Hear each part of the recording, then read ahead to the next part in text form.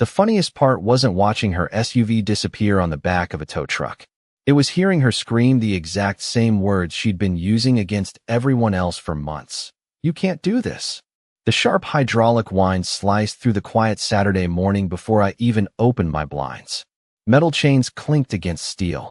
A diesel engine idled beneath my balcony, filling the cool air with the familiar smell of exhaust and warm transmission fluid.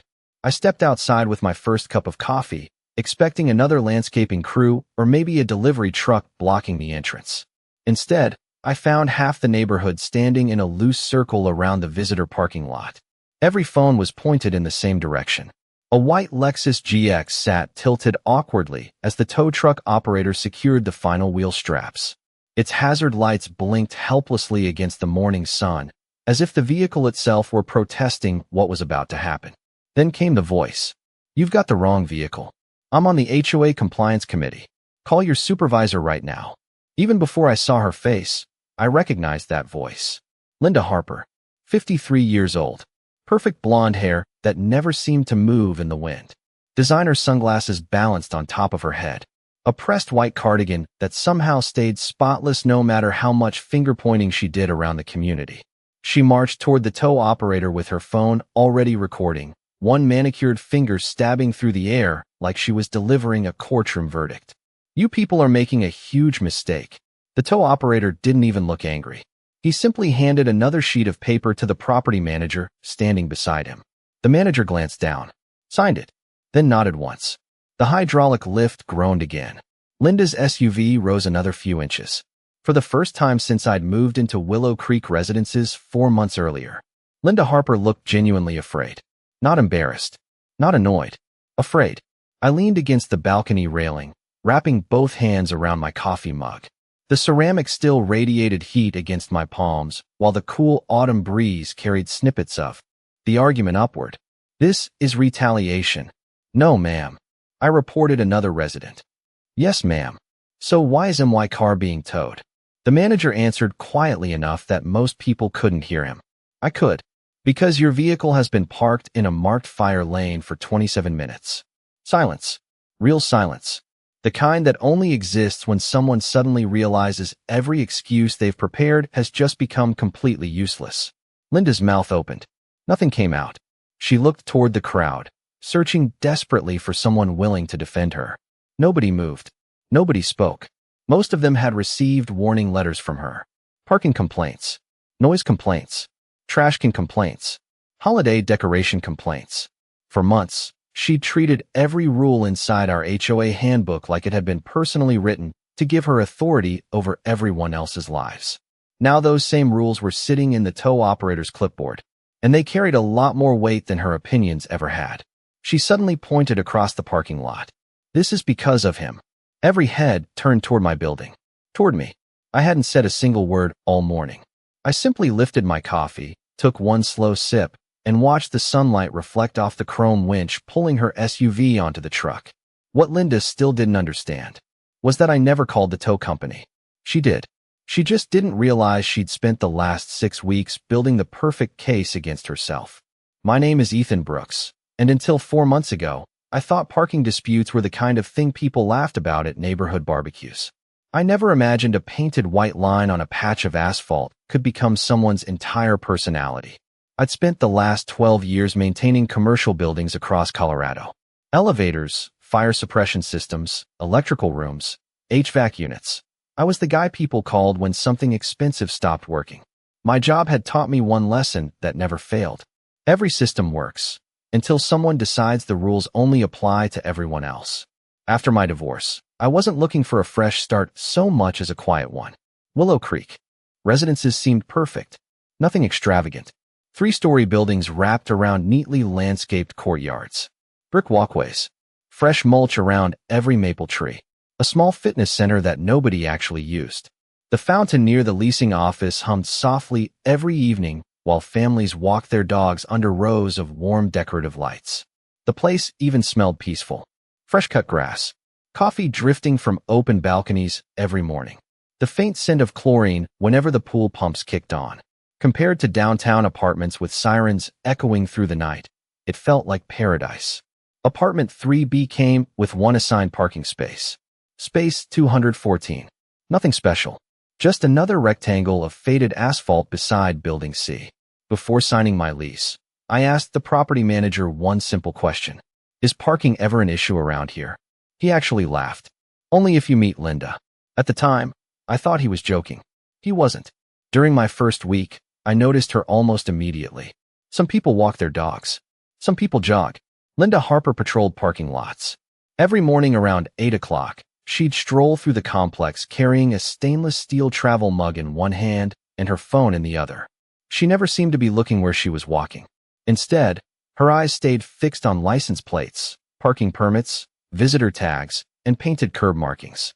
It reminded me of building inspectors I'd worked with over the years. Except inspectors were actually paid to do it.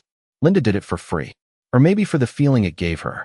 She knew every maintenance employee by first name. Every security guard. Every leasing agent. She greeted them like co-workers instead of neighbors. Morning, Jason. Morning, Melissa. Did you see that blue pickup parked overnight? They'd smile politely. Most kept walking. One afternoon, I watched her stop an elderly couple unloading groceries because their rear tire barely touched the white line separating two visitor spaces. You really should park correctly, she said with a smile that never reached her eyes. They have rules for a reason. The husband apologized. Actually apologized. He backed the car out, reparked it, thanked her. I remember standing there holding a bag of hardware supplies, wondering how someone could make complete strangers feel guilty over 6 inches of tire placement. A week later, I introduced myself while checking my mailbox. Hi, I said. I'm Ethan. Just moved into Building C. She looked me up and down. Work boots. Faded jeans. A gray maintenance company polo with my first name stitched above the pocket. Her smile froze for half a second. Oh, she said sweetly. You're the new tenant. Tenant. Not neighbor. Not resident. Just tenant. Then her eyes drifted past me toward my silver Ford F-150 sitting quietly in space 214. She stared at it a little longer than necessary. That should have been my first warning. Looking back now, I realized she wasn't memorizing my face. She was memorizing my truck. Because in Linda Harper's world, everything started with a parking space. The first complaint arrived exactly 9 days after I moved in.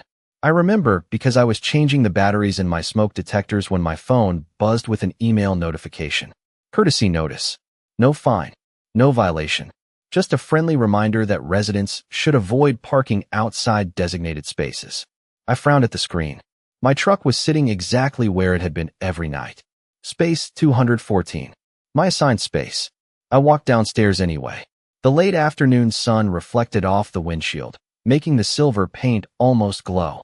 Dry maple leaves scraped across the asphalt as a light breeze drifted through the lot.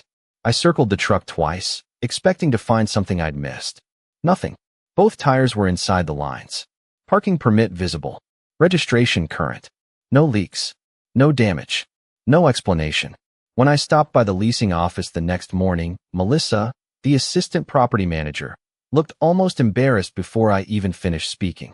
I'm not in trouble, am I? She sighed. No. Then why did I receive a parking notice? She hesitated just long enough to answer my question without actually answering it. Someone reported your vehicle. Someone. Not management. Not security. Someone. I already knew who that someone was.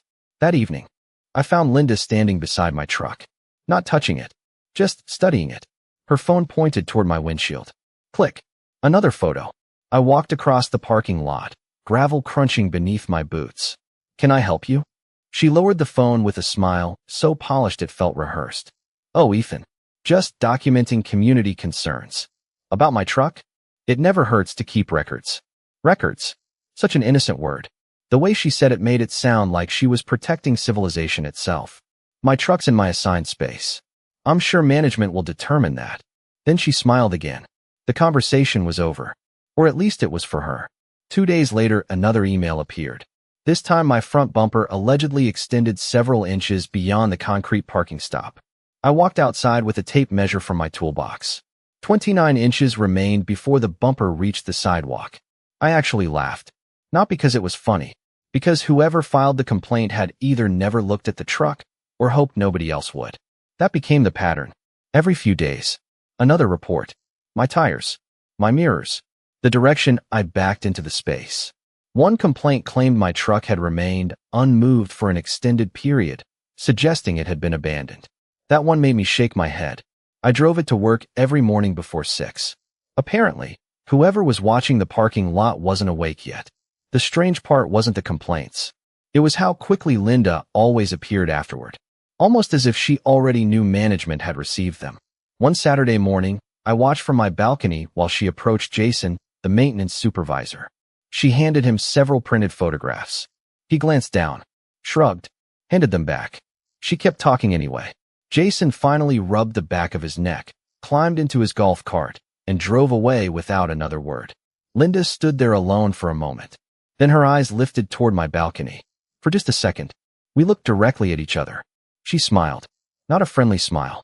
It was the smile of someone who believed persistence eventually became authority. Most people would have confronted her, argued, filed complaints of their own, maybe even yelled in the parking lot. I didn't.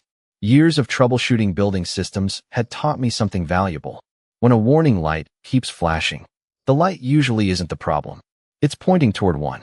And something about Linda Harper told me she wasn't the real issue. She was simply making enough noise to distract everyone from noticing where the real problem was parked every single morning. By the middle of October, my name had become strangely familiar inside the leasing office. Not because I'd broken any rules, because someone kept insisting I had. Every Tuesday or Wednesday, my inbox produced another courtesy notice. The wording never changed. Calm, professional, vague enough to avoid accusing me directly, yet specific enough to make me wonder what I'd supposedly done this time. I started saving every email in its own folder. Not because I planned to fight them, because patterns matter. In my line of work, one failed sensor is an accident. 5 identical alarms usually mean something else is wrong. The complaints kept evolving. First it was my parking position. Then my truck supposedly blocked visibility near the crosswalk. A week later, someone claimed I was using a visitor space overnight. That one almost made me laugh. The security cameras would have shown my truck sitting exactly where it always was, space 214. I stopped deleting the emails. I stopped reacting. Instead, I started paying attention. Every evening after work, I'd carry a folding chair onto my balcony with a cold bottle of water. The autumn air had turned crisp enough that neighbors were replacing iced coffee with hot cider. Dry leaves skittered across the pavement whenever the wind slipped between the buildings, making a sound like someone shuffling a deck of cards. Sometimes she'd crouch beside a bumper to photograph license plates. Sometimes she'd stand perfectly still, zooming in on parking permits through windshields. Other times she'd dictate notes into her phone while staring at someone's vehicle as if she were documenting a crime scene. Nobody confronted her anymore. People simply waited for her to leave before unloading groceries or backing trailers into their spaces. One Friday evening, I watched a young couple pull into a visitor spot while carrying a sleeping toddler inside. Before the father had even reached the sidewalk, Linda was already walking toward them. You know overnight parking isn't allowed there. The man glanced at the child sleeping against his shoulder. We're just bringing him upstairs. It starts with 5 minutes, Linda replied. Then people think the rules don't matter. The exhaustion on his face said everything. He didn't argue. He climbed back into the driver's seat and moved the car. Linda smiled as she walked away. Not because she'd helped. Because she'd won. That was when I noticed something else. She never parked in the same place twice. Some mornings her white Lexus sat beside Building A. Other days it appeared near the clubhouse. Occasionally, it occupied visitor parking while she wandered the property for nearly an hour. At first I assumed she simply liked different spots. Then one Monday before work, I grabbed breakfast from the cafe across the street and returned earlier than usual. 7:23. The parking lot was almost empty. As I turned into the entrance, I instinctively slowed down. Linda's Lexus was sitting beside the clubhouse. Not in a regular space. Not even in visitor parking. It rested beside a bright red curb with bold white letters stenciled across the pavement. Fire lane. No parking. Tow away zone. Her engine was off. The vehicle was locked. No driver inside. I looked at my dashboard clock. 7:24. 5 minutes later, she emerged from the clubhouse carrying her coffee, completely unhurried, as if those red letters painted beneath her tires belonged to someone else's car. That was the first time I realized Linda Harper wasn't obsessed with following the rules. She was obsessed with enforcing them. And those are two very different things. Most people assume revenge begins with anger. Mine began with a notebook. The morning after I saw Linda leave her Lexus in the fire lane, I didn't report her. I didn't take pictures. I didn't march into the leasing office demanding fairness. I simply wrote down the time.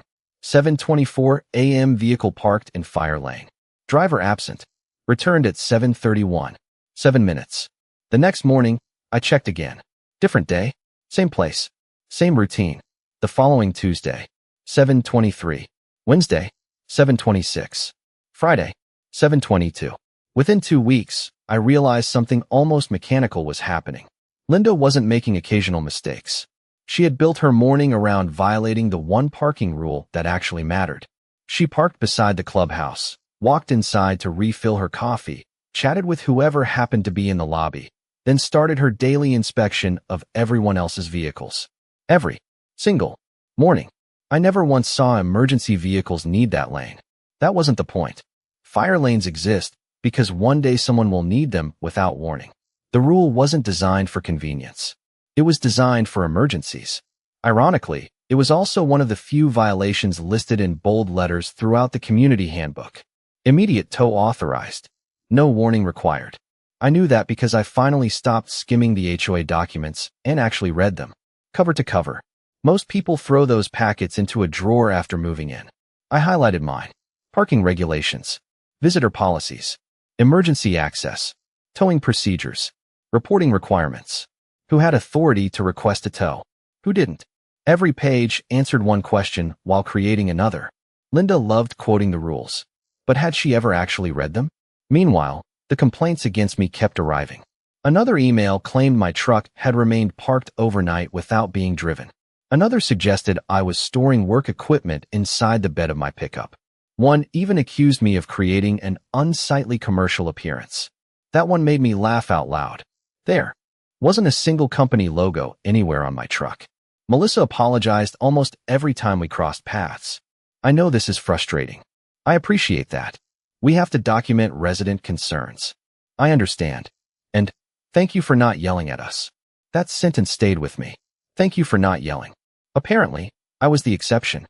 Later that afternoon, I watched Jason replacing sprinkler heads near Building B. I wandered over carrying a bottle of water. Busy day? He smiled. When isn't it? We talked about irrigation systems for a few minutes before I casually asked, does everyone complain this much around here? Jason chuckled without looking up. No. Just one person? He tightened another sprinkler head before answering. Let's just say, some residents think reporting problems is the same thing as solving them. He never mentioned Linda's name. He didn't have to. As I walked back toward my building, something finally clicked. Everyone in this community already knew exactly who Linda was.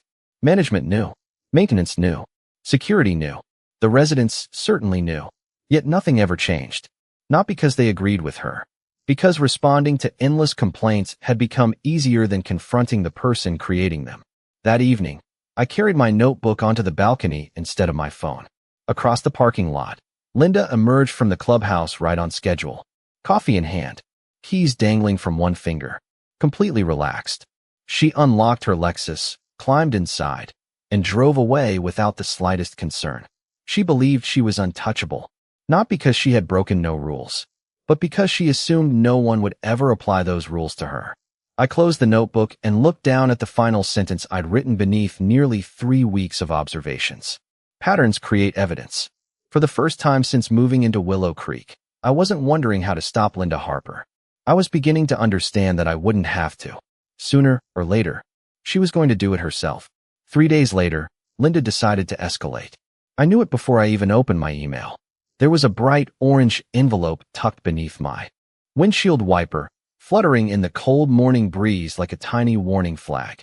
Dew still clung to the edges of the paper, and the asphalt beneath my boots smelled damp from the overnight rain. Another courtesy notice. This time, the complaint claimed my truck had been improperly positioned, creating a potential hazard for neighboring vehicles. I stood there for nearly a minute. Then I looked down. Both tires sat perfectly between the painted lines. The front bumper stopped almost 2 feet short of the sidewalk. Nothing had changed, except whoever filed the report was becoming more desperate. Instead of walking straight to work, I stopped by the leasing office. Melissa looked exhausted before I even reached the counter. I'm guessing you got another one. I held up the orange notice. I did. She rubbed her temples. We inspected your truck. And there isn't a violation. So why leave the notice? Her expression softened. Because every complaint has to be documented before it's closed. For a second, neither of us spoke. I could hear the copy machine humming somewhere in the back office and the faint aroma of fresh coffee drifting through the reception area. Finally, I asked the question I'd been avoiding. How many complaints has she filed? Melissa looked toward the hallway to make sure nobody else was listening. I can't discuss other residents. Fair enough. She leaned a little closer anyway. But I'll tell you this. She lowered her voice almost to a whisper. You're not the only person. That was all she said. She didn't need to say anything else. Walking back across the courtyard, I realized something important. Linda wasn't targeting me. I was simply the newest chapter in a story everyone else had already lived. That afternoon, I finished work early and returned home just after 3. Instead of going upstairs, I sat on a bench overlooking the clubhouse parking area. Children laughed at the playground nearby. A lawn crew trimmed hedges with gas-powered trimmers, filling the air with the sharp scent of fresh cedar mulch and cut grass. Life moved normally around me. Only Linda seemed to exist inside a different reality. At exactly 3:47, she approached a delivery van unloading furniture. She photographed the truck. At 3:52, she stopped to lecture a teenager whose rear tire rested against, not over, the parking curb. At 4:05, she flagged down a security guard to point out a bicycle leaning against a fence. Everything. Every minute. Every person. Every imagined violation. Then something happened that changed everything. As Linda finished speaking with the guard, her phone rang. I watched her answer without slowing down. She smiled, nodded twice, then pointed toward my building. Even from across the courtyard, I could see the excitement on her face. 5 minutes later, a white property management SUV rolled into the parking lot. Linda practically waved it into position. The manager stepped out carrying a clipboard. They walked directly toward my truck. I didn't move from the bench. I simply watched. The manager circled my pickup once, checked the parking permit, measured the distance to the curb with his own eyes. Then he turned toward Linda. Even from 50 yards away, I could tell by her gestures that she was arguing, pointing, insisting. The manager listened patiently for nearly 2 minutes. Finally, he shook his head. He climbed back into his SUV and drove away. Linda stood frozen beside my truck, staring after him. For the first time since I'd moved into Willow Creek, her authority hadn't worked. She looked around the parking lot, searching for someone to blame. She never noticed me sitting quietly beneath the oak tree.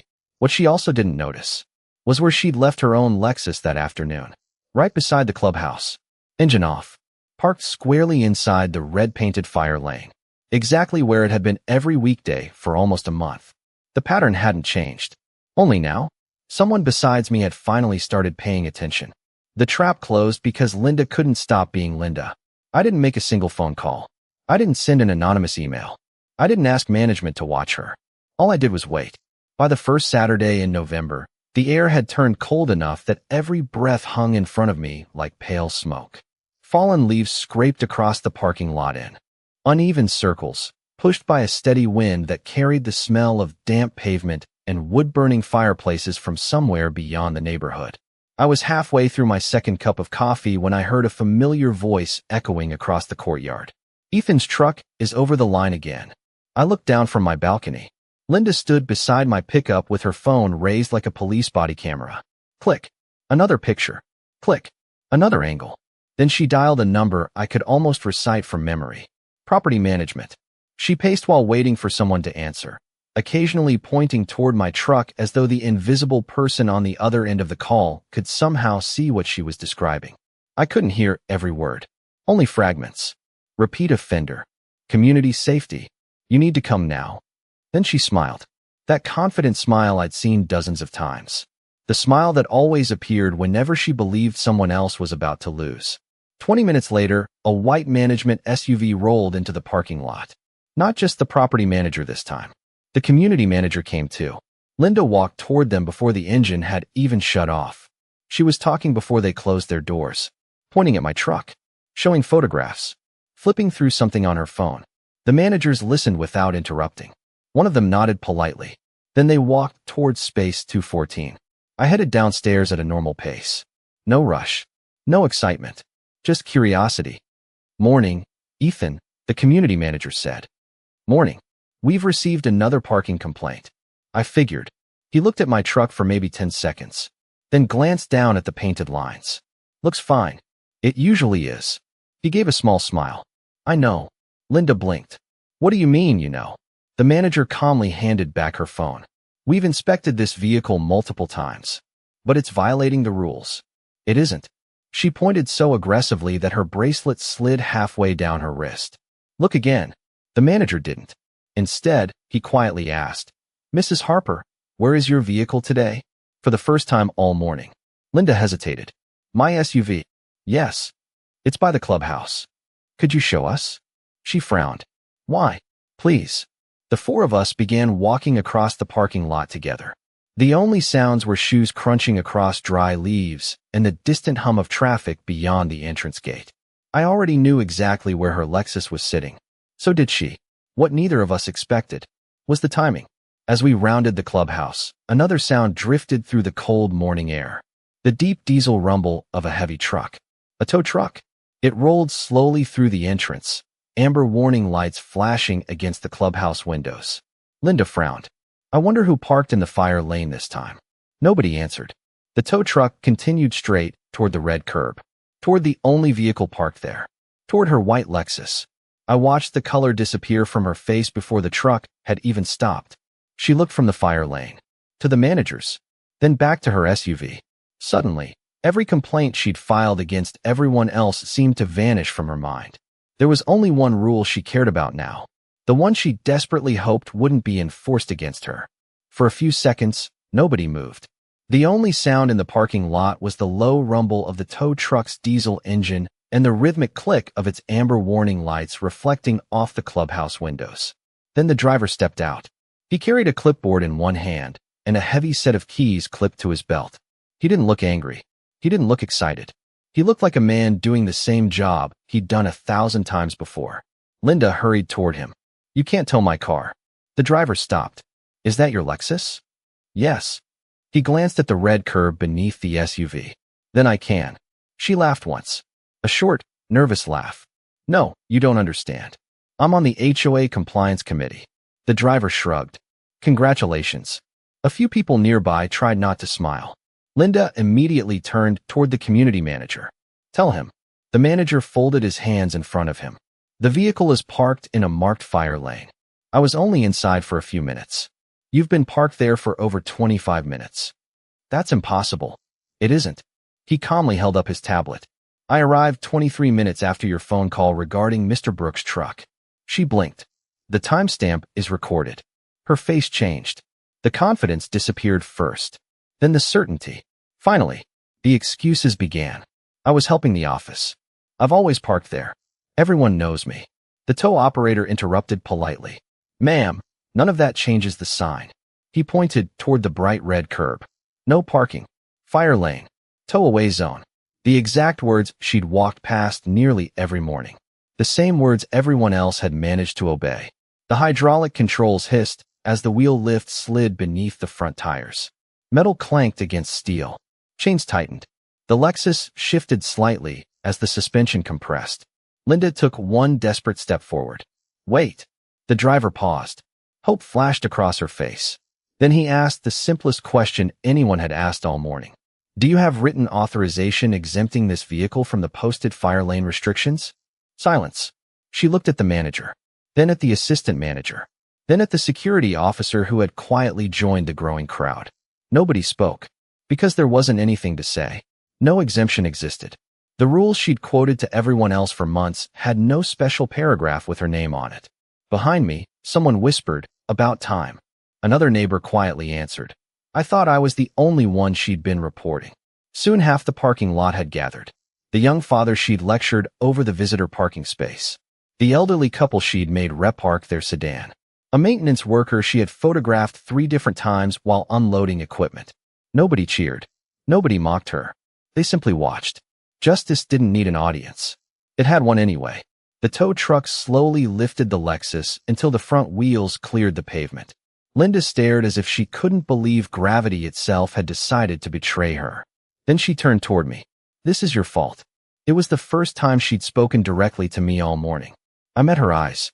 "No." My voice stayed calm. "It's your parking spot."